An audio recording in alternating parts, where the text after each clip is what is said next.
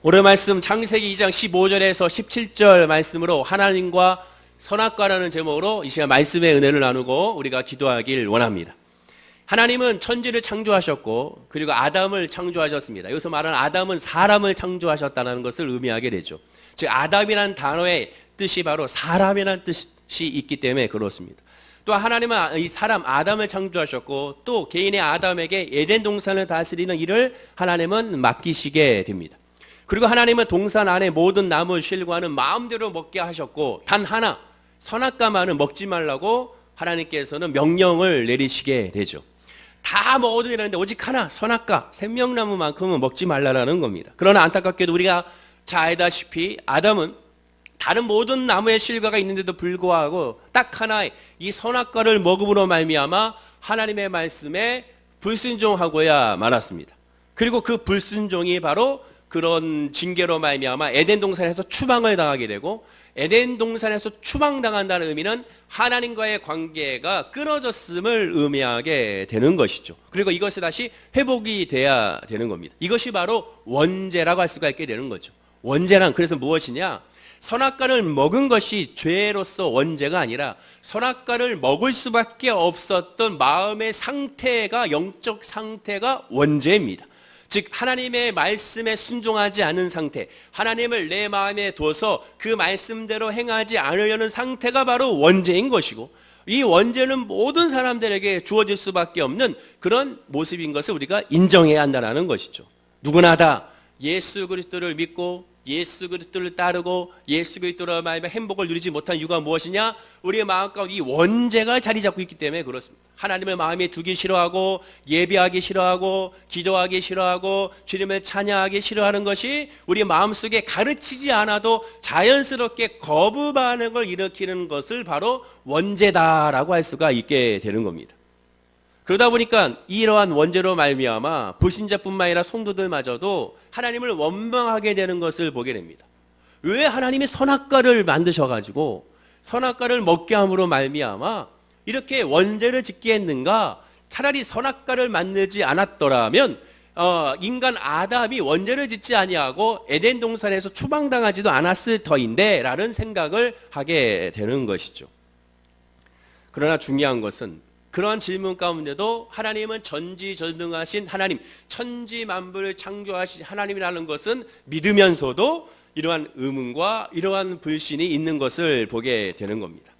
또한 하나님이 모든 것을 아신다면 당연히 아담이 선악과를 먹는다는 것도 불순종한다는 것도 모르지 않으실 터인데 왜 알면서도 굳이 그렇게 명령하셨고 또 먹도록 내버려 두셨는가?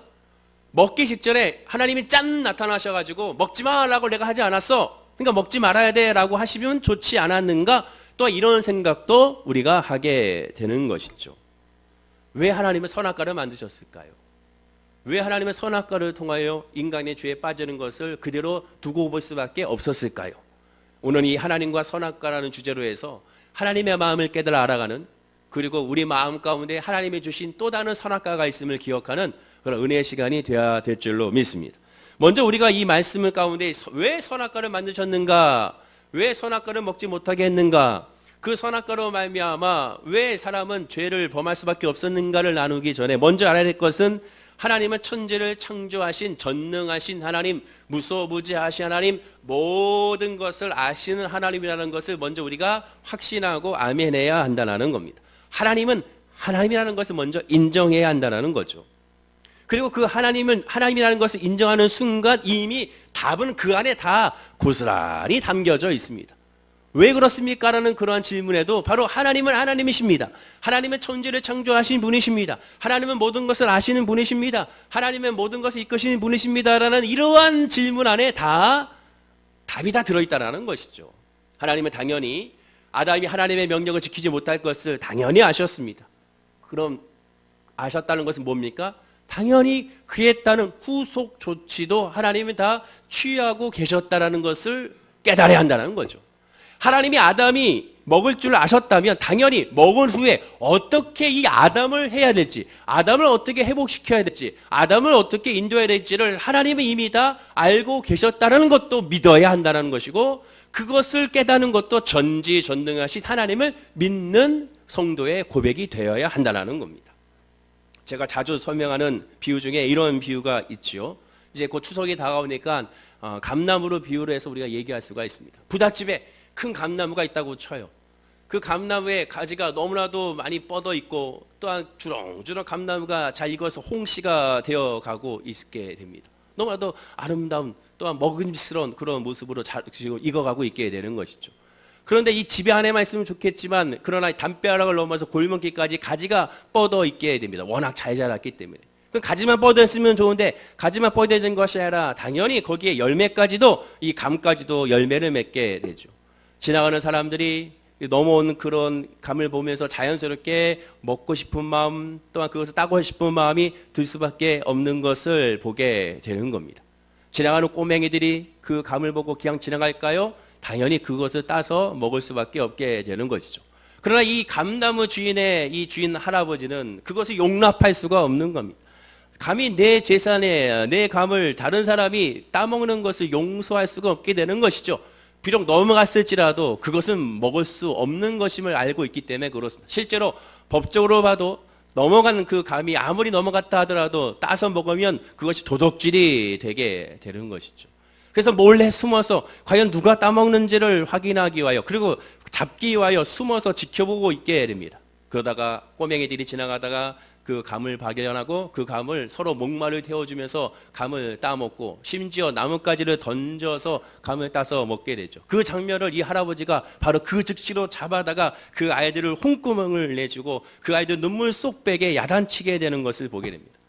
어찌 보면 이 선악과를 먹지 말라는 뜻이 선악과를 먹지 말라는 과정이 바로 이러한 이 할아버지의 모습과 비슷하다고 할 수가 있게 될 것입니다. 당연히 그런 모습으로 비칠 수밖에 없게 되는 것이죠. 그러나 당연히 잘못은 이 할아버지께 있는 것이 아니라 그것을 따먹은 아이들에게 있게 되는 겁니다. 우리가 그것을 꼭 간과하게 되는 것이죠. 우리가 그냥 감나무를 생각하니까 조금 감이 안 올 수가 있습니다. 만약에 감이 아니라 금고의 보석이라고 한번 생각해 보십시오. 절도범을 잡기 위하여 경찰이 매복하고 있는데 경찰과 절도범 중에 그럼 누가 더 잘못한 겁니까? 당연히 경찰은 잘못이 없고 절도범이 훔친 사람이 잘못이 있게 되는 것이죠. 선악과의 명령이 가장 본질적인 뜻은 무엇이 있는가? 먼저 하나님의 마음을 알아봐야 한다고 말씀드렸습니다. 늘 성경 66권에 해석하고 성경 66권을 적용할 때 하나님의 뜻을 먼저 살펴야지 인간의 뜻을 먼저 살피면 되는 것이 아니죠. 그런데 의외로 많은 성도님들이 오늘 본문의 말씀의 명령을 먼저 문자적으로나 영적으로 해석할 때 가장 먼저 주목해야 될 것이 선악과를 따먹으면 벌을 줄 것이라는 것에 너무나도 많이 주목하고 있는 것을 보게 됩니다.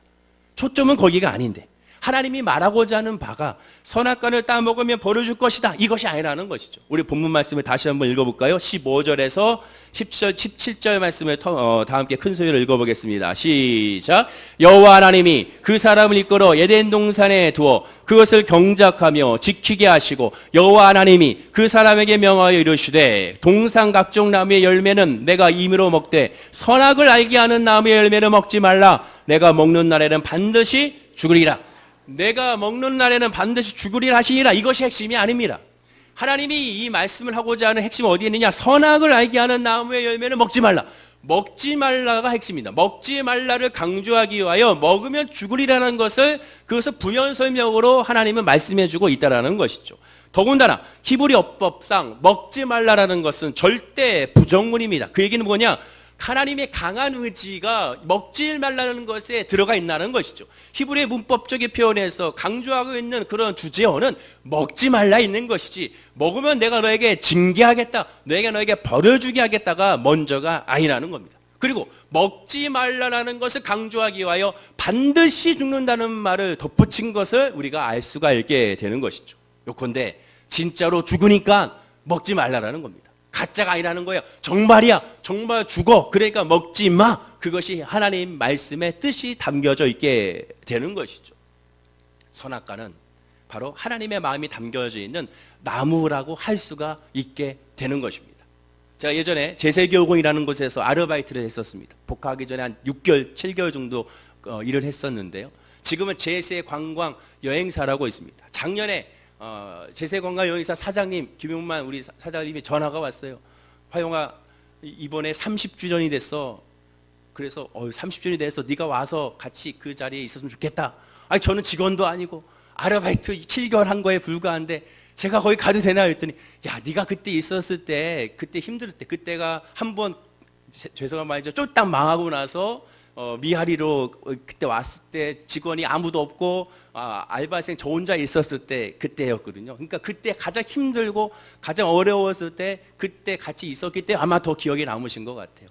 그래서 그 30주년 됐으니까 왔으면 좋겠다. 너무 고맙잖아요. 그래서 가가지고 맛있는 스테이크 먹고 공연도 보고 했던 그런 기억이 납니다. 근데 그때 제가 아르바이트 했을 때 이 제세 교육은 어떤 것이냐, 아마 어린이집 유치원을 하시는 분들은 들어봤을 겁니다. 왜냐하면 이벤트 회사이기 때문에 수없이 팜플렛이 많이 들어가고 지금도 여러분들의 유치원과 어린이집에 미술학원에 또 피아노 학원에 들어가겠죠. 저도 마찬가지입니다. 제가 은평구 서대문구를 담당했기 때문에 제가 그거 팜플렛 들고 은평구 서대문구에 전에 있는 어린이집 유치원 미술학원을 다 돌아다니면서 일일이 다 넣고 원장님하고 또 상담했던 그런 기억이 나게 되는 것이죠. 유치원 아이들을 캐빈, 즉 가이드하는 역할을 감당했었습니다. 근데 유치원 아이들이 갈 데가 뻔하지 않습니까? 그래서 저 같은 경우는 서울랜드하고 여기는 에버랜드하고 롯데월드를 담당해서 그곳에 있는 그곳 아이들을 이제 가이드를 하게 되죠. 특히 이제 서울랜드 같은 경우에는 워낙 넓다 보니까 많은 유치원과 어린이집 미술학원들이 많이 오게 됩니다. 항상 행사할 때 오게 되니까. 그런데 한 큰 유치원에서 왔을 때 일인데 그 유치원은요 워낙 크다 보니까 한 200명의 원생들이 있고 차도 많고 원장 선생님 비롯한 선생님도 많다 보니까 아이들도 많다 보니까 또 어머니까지 오다 보니까 이 아이들을 어떻게 했느냐 줄로 묶어놨습니다. 마치 기차 놀이 하듯이 이렇게 묶어놓고 그리고 어머니나 같이 온 아이들은 어머니하고 또 손목에 또 줄로 끈으로 묶어놓고 해서 마치 치치포파 하듯이 각 선생님과 아이들이 그렇게 줄 울타리 안에서 움직이는 것을 보게 되죠. 아이다 보니까는 처음에는 아이들의 반응은 그냥 그런가 보다 했지만 막상 이제 서울랜드 후문으로 딱 들어가면서 동문인가요? 동문으로 들어가는 순간부터 시작하여 비행선이 있고 사슴 썰매가 있고 그다음에 도레미 노래 또 열차가 있고 하는 모습을 보고 나서 그것을 보자마자 아이들은 흥분하기 시작을 합니다. 나 이제 저기로 갈 거야. 큰 정글짐을 보고 나서 나 저기서 놀게요 선생님하고 야단 법석이 나게 되는 것이죠. 근데 워낙 사람들이 많기 때문에 그 아이들을 통제할 수가 없습니다. 그래서 줄로 묶어놓게 된 것이죠.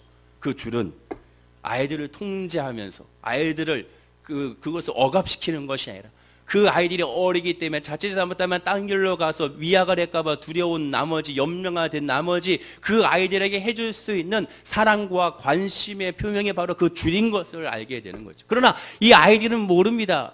이것을 어떻게든 풀으려고 하고 또 악동 가운데 한 명 굳이 그것을 풀어가지고 도망치듯 나가서 혼자 잔뜩 그 솜사탕을 입에 물고 왔던 아이가 또한 기억이 나게 되는 것이죠. 이 줄이 뜻하는 바는 관심과 사랑입니다. 선악과도 마찬가지. 선악과가 우리를 통제하고 억압시키고 그것으로 징계하기 위한 그런 함정을 파는 것이 아니라 그것 자체가 바로 우리를 지키고 우리를 보호하는 그러한 나무임을 깨닫지 못하게 되는 것이죠. 제일 무서운 건 아이들에게 있어서 미아인 것처럼 그것을 없애야 하는 순간 우리를 하나님 앞에서의 미아가 됨을 깨닫지 못하게 되는 겁니다. 하나님의 마음은 성경을 통해 우리에게 늘 이렇게 말씀합니다. 신명기 6장 15절인데요. 우리 다 함께 한번 읽어볼까요? 화면과 함께 시작. 너희 중에 계신 너희의 하나님 여호와는 질투하시는 하나님이신즉 너희 하나님 여호와께서 내게 진노하사 너를 지면에서 멸절시킬까 두려워하노라. 하나님은 질투하신 하나님이라고 말씀하시면서 하나님은 우리와 늘 함께하고 싶은데 하나님은 함께하고 싶은 그 마음이 있는데 우리가 그것을 따르지 못함으로 말미암아 그들에게 징계하고 징계하다 못해 멸절할까 두려워한다고 말씀하게 되는 겁니다. 하나님의 마음은 엄마가 아이와 항상 줄로 서로 묶여 있기를 바란 것과 똑같은 심정이라는 것이죠. 혹시라도 아이가 엄마와 당기는 것이 싫고 귀찮아서 그 줄을 끊고 나가버리면 어떻게 됩니까? 그 자리에서 어떻게 쉽게 찾을 수가 있겠습니까? 힘들죠. 롯데월드 가게 되면 더 힘들죠. 거기는 더 사람들이 더 많고 더 좁기 때문에 아이들을 찾기가 또 아이들을 통제하기가 더 힘들게 되는 것입니다. 이 줄은 선악과와 같은 그런 모습을 우리에게 주어져 있는 어쩌면 하나님의 은혜의 선물이라고 할 수가 있게 되는 것이죠. 또 다른 비유를 들어보게 되면 제가 예전에 비유를 들었던 한 부자의 이야기를 들 수가 있습니다. 고급 자동차 10대나 가지고 있는 엄청난 갑부가 있었습니다. 이 갑부가 여행을 떠나면서 갓 20살로서 운전면허를 딴 아들에게 자동차 열쇠 10개를 다 전부를 맡기게 되죠. 그리고 다른 모든 차는 마음대로 운전해도 돼. 그러나 딱 한 가지, 아빠가 가장 사랑하고 가장 아끼는 이 스포츠카 한 대만큼은 타지 말라고 당부를 하는 경우와 같습니다. 한 세 가지로 나눌 수가 있죠. 첫 번째는 만약 아버지가 문을 잠그고 10개 열쇠를 아예 주지 않으면 어떻게 될까요? 그러면 아들의 운전 솜씨를 전혀 믿지 못하게 되는 것이고, 머지않아 아버지의 재산을 이 아들이 물려받아서 그 재산을 또한 다스려야 되고 그것을 또한 통제해야 될 텐데, 그것에 대한 기회조차도 박탈당하는 모습을 보게 되고, 아들이 또 임으로 행할 수 있는, 스스로가 행할 수 있는 그러한 자유의 의지를 완전히 막아버리는 꼴이 되게 되는 겁니다. 아이는 20살이지만 여전히 아이를 성인으로 보지 않는 그런 모습이 비춰지게 되는 것이죠. 두 번째 경우는 반면에 열쇠를 다 주고 차도 다 타게 하면 어떻게 될 것인가? 그러면 처음에는 아버지 감사합니다 해서 처음에는 통제가 가능한다 하더라도 나중에는 엉망진창이 될 줄 모릅니다. 친구들도 불러가지고 놀고, 여기서도 불러 놀고, 저기에는 뭐 나 이 차 타고 저 차 타고 다니고, 집안 완전 엉망진창이 될 수가 있게 되는 것이죠. 제가 예전에 어린 시절에 그런 경우가 있었습니다. 제 친구 집에 놀러 갔는데 아버지께서 계셨어요. 근데 아버지가 그때 무슨 일을 하셨는지는 기억이 나지 않지만 오후에 출근을 하시게 됐습니다. 오후 한 2시경이었던 걸로 기억이 나는데, 출근을 하시면서 우리한테 말씀하셨어요. 집에서 노는 거는 좋은데, 다 좋은데, 거실에서 놀든 또한 뭐 니네 방에서 놀든 어디서 놀든 상관이 없지만 안방만은 들어가지 말라라고 그 아버지가 말씀을 하셨죠. 친구 아버지가. 아버지가 나가셨어요. 한창 놀다 보니까 어떤 생각이 드느냐? 궁금한 거죠. 야, 아빠 방에 궁금하다. 야, 왜 들어가지 몰라 해서 한번 들어가 보자. 친구는 펄쩍 뛰죠. 아니야, 아빠가 못하게 했어. 야, 한번 들어가만 보자. 잠겨있는데, 걱정하지 마. 쇠받침 갖고 와봐. 쇠받침으로 이렇게 싹싹싹싹 해가지고 문을 열면 싹 열리. 그 옛날 문은 쇠받침으로 빈틈을 쏙 하면 바로 쏙 들어가거든요. 싹 들어가죠. 들어갔더니 완전 신세계가 펼쳐 있습니다. 뭐가 있습니까? 침대가 놓여져 있죠. 그럼 아이들 눈에는 그 침대는 뭡니까? 이건 방방이거든요. 거기서 막 뛰노는 거죠. 막 신나게 먼지 이렇게 하면서 뛰놀게 되고, 그러다 보면 베개 싸움 하게 되고, 그러다 보면 이불을 더 이제 장롱에서 더 끌고 더 끄집어내고 다 끄집어내고 거기서 점프하고 달리기 해가지고 또 점프하고 난리 법석이 이루어지게 되는 것이죠. 한창 놀고 있는데 아빠가 들어오셨습니다. 친구 아빠가 들어왔어요. 저한테 그 모습이 잊혀지지가 않습니다. 아빠 들어오자마자 소리를 치셨는데 우리 친구들은 그냥 쏜살같이, 야, 어떻게 그렇게 빠른지 쏜살같이 거기서 자리를 벗어나게 됐죠. 제 기억으로는 그날 이후로 그 친구와 놀았던 기억이 없습니다. 그 친구가 어떻게 되는지 기억이 나지가 않아요. 그때 아빠의 그 아버지의 그 환한 모습이 아직도 인상에 남고, 몰래 그 아파트 계단 위에서 친구들 이렇게 빼꼼히 이렇게 지켜봤더니 친구 녀석이 아빠 앞에서 고개 숙이고 혼나고 있었던 장면이 막 스냅 사진처럼 기억이 나게 되는 것이죠. 바로 그겁니다. 만약에 모든 것을 맡기게 되면 처음에는 잘 지킨다 하더라도 어느 한순간 무너지게 되면 완전히 무너지게 될 수가 있게 되는 것이죠. 마지막 세 번째 경우 이런 경우입니다. 스포츠카에 차고만 잠그고 그 열쇠를 아버지가 갖고 나머지는 다 주고 여행을 떠나는 거죠. 다 줬는데 오직 스포츠카만큼만 아예 못 가게 하는 거. 즉 선악과로 따지면 선악과에만 아예 접근하지도 못하게 만들고 선악과를 아예 만들지도 않는 경우라고 할 수가 있게 되는 겁니다. 당연히 어떤 경우가 이루어지느냐, 자기를 믿지 못해 열쇠를 주지 않는다고 섭섭한 마음이 또 들게 되는 것이 인간의 마음이죠. 그렇게 되면 어떻게 되느냐, 아버지가 시키는 대로만 하는 아들이 될 수밖에 없게 되는 겁니다. 부자지간의 사랑과 신뢰는 어쩌면 실종될 수밖에 없는 것이고, 아니 오히려 아들이 자발적으로 자기가 스스로 통제하고 절제함으로 말미암아 아버지의 말씀도 순종할 수 있는 기회가, 아빠는 그 기회조차도 주지 않는 그러한 옹졸한 아빠의 모습으로 남을 수도 있게 되는 것이죠. 정리해보면 아빠가 여행을 떠나면서 열쇠를 다 주고 가면 철없는 아들이 틀림없이 스포츠카를 타리라 충분하게 짐작할 수가 있게 됩니다. 두 번째, 그렇다고 열쇠를 다 안 주면 아이는 당장에 자기를 못 믿는다고 마음속으로 자신에게 반발할 것이 뻔하게 되죠. 왜? 성인이니까. 당연히 성인이니까. 그렇다고 세 번째로 아이가 탈 수 있는 차의 열쇠만 주면 아이들은 힘으로 집안을 관리할 수 있는, 앞으로 아버지를 뒤를 이어서 집안을 관리할 수 있는 의미가 전혀 사라지게 됩니다. 우리가 여기서 간과할 것이 하나가 있습니다. 아빠의 마음이라는 것이죠. 아들의 마음만 바라보는 거, 아빠의 마음을 우리가 한번 살펴봐야 됩니다. 아빠의 마음이 정말로 아들의 성숙을 바라는 아빠라면, 아들의 자립을 바라는 아빠라면, 아들의 절제를 바라는 아빠라면, 아들이 성장하기를 바라는 아빠라면 어떻게 됩니까? 스포츠카를 타기라고 뻔히 알고 있지만 열쇠를 다 주고 떠나야 아이가 성장할 수가 있게 되죠. 행여나 그 차를 타는 것을 뻔히 알고 있지만, 그러나 정말로 성장을 바라는 아빠의 마음 어떻게 됩니까? 그 차를 타고 나서 사고가 났을지라도 이미 사고가 난 후에 어떻게 대처할지까지도 대책을 세우고 그 키를 준다는 것을 간과하고 있는 겁니다. 이것이 하나님의 마음입니다. 또한 이 아빠는 부자지 않습니까? 부자기 때문에 차가 찌그러지든 하든 이 아들만 안 다치면 되는 거예요. 그러면 차는 또 살 수가 있는 것이고, 아니면 더 좋은 차를 살 수가 있는 겁니다. 우리 여호와 하나님 아버지는 전능하신 하나님이지 않습니까? 그 하나님에게서 못할 것이 없는 거예요. 하나님은 그 못할 것이 없는 하나님이 우리가 어떠한 죄를 지어도, 어떻게 그것을 명령에 불순종해도, 어떤 식으로 해도 그것을 잊지 못한지 할지라도 하나님은 이것을 허락하셨다는 것은 그 이후의 과정조차도 하나님은 다 이미 예비하셨다는 것을 믿어야 한다는 겁니다. 근데 그것을 믿지 못하는 거예요. 거기까지 나가지 못하는 거예요. 거기까지 깨닫지 못하는 거예요. 눈에 보이는 선악과, 왜 이것만 이렇게 하십니까? 라고 하나님께 따지고 묻게 되는 것이죠. 그 뒤에 역사하시는 아버지 하나님의 마음을 모르는 겁니다. 어린 시절에 자전거 탈 때 생각해 보세요. 네 발 자전거 타다가 두 발 자전거로 했을 때 아빠가 보통 어떻게 합니까? 이미 다 준비하고 나가잖아요. 어차피 한 번은 넘어져야 되지 않습니까? 두 번은 넘어져야 되지 않습니까? 어쨌든 간에 넘어져서 피를 봐야 결국 자전거는 탈 수가 있지 않겠습니까? 롤러브레이드도 마찬가지잖아요. 처음부터 잘 탈 수 있는 사람이 어디 있습니까? 그것은 배워야 되잖아요. 배우기 위해서 넘어져야죠. 엉망방해를 쳐야 되지 않겠습니까? 그러면 최소한의 부상을 방지하기 위하여 아빠는 준비해 주지 않습니까? 또한 바로 옆에 야계로도 준비해 주죠. 반창고로도 준비해 주죠. 모든 것을 준비한 상태에서 자전거를 태우게 하고 롤러브레이드를 태우게 하는 것이죠. 그것이 싫다면 이 아이는 평생 자전거도 못하고 롤러브레이드도 못하게 되는 겁니다. 놀이동산에 가서 미아가 될까 두렵다면 이 아이는 한 번도 놀이동산에 갈 수가 없게 되는 겁니다. 그러면 성장할 수가 없는 거예요. 그 아이는 아무것도 할 수 없는, 그냥 정말로 성인 아이가 될 수밖에 없게 되는 것이고, 자기 의견은 없고 자기의 생각은 없고 자기의 뜻은 없고 그냥 아빠의 의견과 소견만 움직이는 그런 로봇에 불과하고야 말게 되는 것입니다.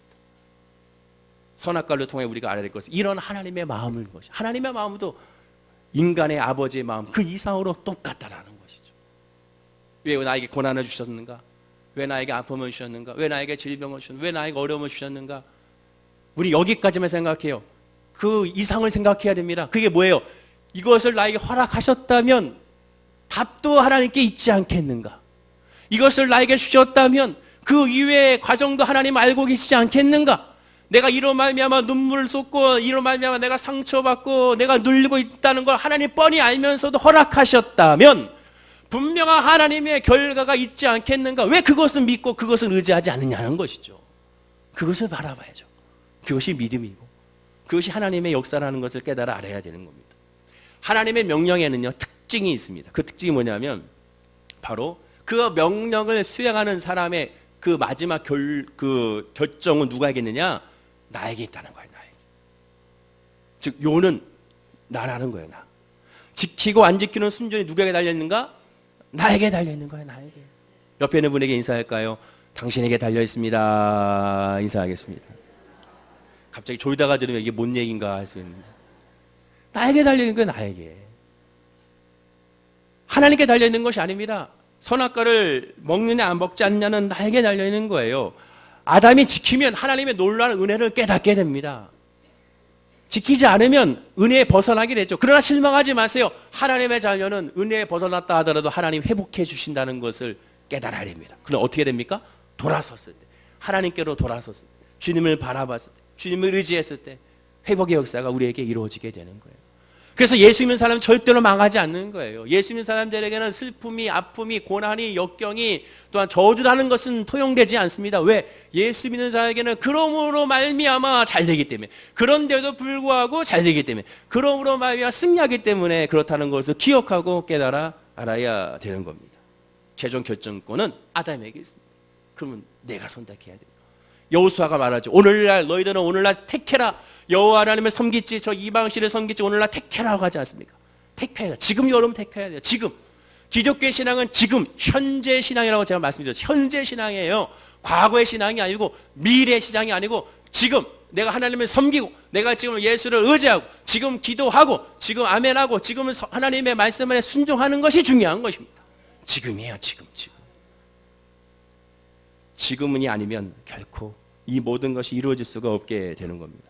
그러므로 하나님의 명령의 특징은 나에게 있기 때문에 지금 내가 하나님을 바라보고 하나님을 의지하고 하나님의 믿음 안에 승리함을 고백하고 나아가면 주의 은혜 안에서 온전하게 누릴 수가 있는 축복의 사람이 될 수가 있게 되는 겁니다.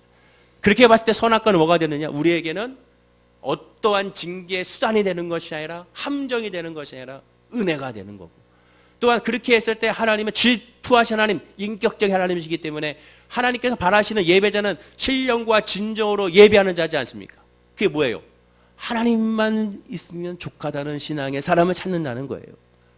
시라에 말씀드린 것처럼 여호와는 나의 목자시 내가 부족함이 없으니로다. 하나님으로 부족함이 없는 자를 하나님 찾으시고 바로 그런 사람에게 하나님은 예배를 받으신다고 말씀하고 있는 겁니다. 여호와 하나님이 주신 것을 가지고 하나님을 예배하고 찬양하는 것이 아니라 하나님 자체로 감사하고 하나님 자체로 기뻐하고 하나님 자체로 승리하는 사람이 되어야 되는 겁니다. 선악과가 바로 그 기준인 것입니다.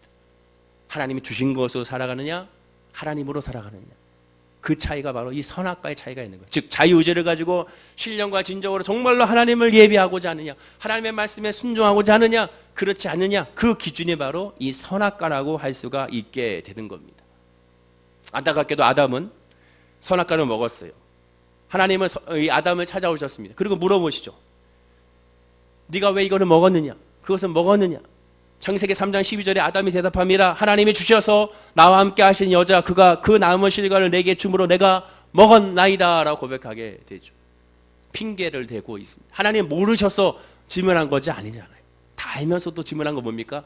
하나님의 마음을 회복시키기를 원한 거예요. 그러면 솔직하게 얘기해야죠. 그러나 하나님 앞에서도 솔직하지 못하고 핑계를 대고 있습니다. 하와에게 물어봅니다. 넌 어떻게 이렇게 됐느냐? 뱀이 나를 꿰물어 내가 먹었나이다. 이 사람도 역시 핑계를 대고 있습니다. 하나님 앞에는 솔직해야 됩니다. 있는 모습 그대로 하나님 앞에 쏟아내야 되는 거예요. 하나님은 서두에 말씀대로 모든 것을 다 알고 계시기 때문에 그렇습니다. 다 알고 계시다면 하나님께서 우리에게 물어본다는 것은 우리에게 입술의 고백을 듣기를 원하신다는 것이죠. 그것이 예배가 되어야 되는 겁니다. 오늘 이 시간에 여러분 하나님 앞에 왔다면 하나님께 다 기도하고 하나님께 다 내어 맡겨야 되는 거죠. 그러면 하나님이 알고 계시기 때문에 그 대비책도 하나님이 알려주시고 그 마음 가운데 우리에게 은혜와 소망을 우리에게 부어주시게 되는 겁니다. 하나님은 우리의 그 연약함을 알기 때문에 예수 그리스도라는 그러한 응답과 그러한 열쇠와 그러한 치료제를 우리에게 주시지 않습니까? 예수 그리스도, 그래서 그것이 우리에게 복음이 되는 겁니다. 결론을 맺겠습니다. 하나님은 다 알고 계세요. 하나님 우리의 연약함을 다 알고 계십니다. 하나님은 다 알고 계십니다. 하나님 우리의 조급함을 알고 계십니다. 그렇기 때문에 하나님 우리를 위하여 모든 것을 다 준비하셨으면 우리가 믿고 아멘해야 되는 겁니다. 어떠한 상황에서도 하나님 알고 계시지? 그러면 하나님 알고 계시니까 나는 하나님을 의지해야겠구나. 내가 할 수 있는 것이 아무것도 없구나. 하나님을 더 의지해야겠구나. 여러분 기도하고 간구해야 되는 겁니다. 무엇이 여러분의 지금 답답하게 하는지 저는 알 수 없으나 누구 알고 계십니까? 하나님 알고 계시잖아요. 그럼 하나님께 맡기세요. 그 속상함도 맡기고 그 눌림도 맡기고 그 어려움도 맡기고 하나님께 맡기십시오. 그리고 기대하십시오. 하나님께 맡겼으니 하나님께 어떻게 역사하시고 인도하실지를 기대하면 크고 비빈한 역사가 저와 여러분의 삶 가운데 임하게 될 줄로 믿습니다. 각자 자기의 말에 선악과가 있어요. 넘어서지 말아야 될 것이 있습니다. 왜 안 될까? 왜 안 풀릴까? 그것이 나의 선악과가 될 수가 있는 겁니다. 그래서 하나님께 기도하고 물어봐야 되는 거예요. 하나님, 이것이 나의 선악과입니까? 내가 먹지 말아야 될 것입니까? 나에게 알려주십시오. 그러면 하나님께 그렇게 질문하고 묻는 자에게 결코 외면하지 아니하시고 하나님 알려주십니다. 다윗이 평생에 여호와 하나님을 따르겠다고 고백한 것처럼 우리도 늘 여호와 하나님을 따르고 하나님의 말씀으로 나아가야 됩니다. 그랬을 때 선악과가 나에게는 아픔이 되는 것이 아니라 기쁨이고 소망이고 은혜고 축복임을 깨달아 아버지 선악과 하나로 부족합니다. 더 많은 선악과를 나에게 허락하여 주셔서 그래서 내가 더 밝히 알아서 주님의 뜻만 쫓게 해 주옵소서. 아니 다 필요 없습니다. 나에게 만나와 매출하게만 있으면 됩니다. 하나님의 은혜만 있으면 됩니다. 고백하는 믿음이 사랑하는 성도님들 있기를 간절히 축원을 드립니다. 기도하겠습니다. 아버지 하나님 감사합니다. 사랑하는 우리 성도님들 모두가 다 하나님의 선악과 앞에 있음을 기억하게 하여 주시옵소서. 그리고 하나님의 말씀에 귀 기울이게 하여 주옵소서. 무슨 말씀을 하시는지, 나에게 원하시는 것이 무엇인지, 나에게서는 선악과가 무엇이 있는지, 무엇을 금해야 되는지, 하나님보다 앞서가고 있지는 않은지, 하나님께 묻고 있는지, 예배는 하고 있는지, 기도하고 있는지, 주님께 맡기고 있는지 늘 점검하고 깨닫게 하여 주시옵소서. 전능하신 하나님, 모든 것을 알고 계신 하나님이 나보다 나를 더 잘 알고 계시오니 나의 삶을 알고 계시고 내 가정과 직장과 사업장과 우리 교회와 이 나라 이 민족과 전 세계를 알고 계시는 하나님께 온전히 내어 맡기고 그 해결책도 대비책도 하나님께 이미 다 마련되어 있음을 기억하고 고백하는 우리 성도님들이 되게 하여 주옵소서. 힘들다고 눌리지 아니하고 그 문제의 대비책이 주님께 있으니 주님께 나와 엎드리게 하여 하시고 하나님의 은혜와 소망으로 평안함을 누리는 우리 성도님들이 되게 하여 주옵소서. 감사드리며 예수님의 이름으로 기도드립니다. 아멘. 우리 말씀을 기억